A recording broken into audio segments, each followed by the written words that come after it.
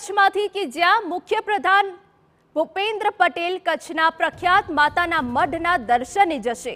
આશાપુરા માતાજીના મંદિરે મુખ્યપ્રધાન સ્વખર્ચે માતાજીની સાડી, ફુલહાર, તલવાર અને પ્રસાદ ભોગ પણ લઈને જવાના છે। તેઓ પૂજન અર્ચન કરી રાજ્યની શાંતિ અને સલામતી માટે પ્રાર્થના કરશે તેવી વિગતો। મુખ્યપ્રધાન પોતાના કાર્યકાળમાં સૌપ્રથમ વખત માતાના મઢે જશે તો રાજ્યની શાંતિ અને સલામતી માટે પણ પ્રાર્થના કરશે।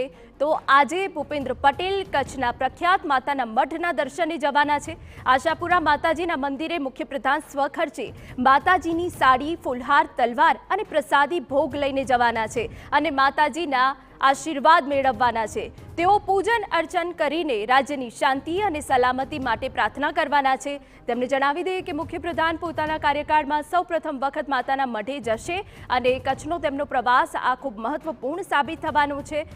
તમને જણાવી દઈએ કે પહેલા તેઓ માતાના મઢે દર્શન કરવા જવાના છે અને તે બાદ તેઓ કચ્છમાં પણ મહત્વનું જે તેમનો કાર્યક્રમ છે તે રહી શકે છે।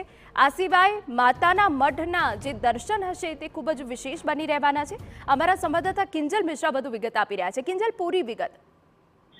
બિલકુલ, જે રીતે લોકસભાની ચૂંટણી છે અનેક જગ્યા પર જઈ અને મુખ્યમંત્રી છે તે પ્રચાર કરી રહ્યા છે, પોતાની આગવી સ્ટાઇલમાં પ્રચાર છે તે કરી રહ્યા છે, પરંતુ આજે પહેલી વખતે મુખ્યપ્રધાન બન્યા બાદ માતાના મઢે દર્શન કરવા જવાના છે, કચ્છની મુલાકાતે છે। ત્યારે તેમણે સ્વખર્ચેથી માતાજી માટે સાડી પણ લીધી છે, તલવાર અને તેની માટે દર્શન માટેની જે પૂજાભો છે તે લીધો છે।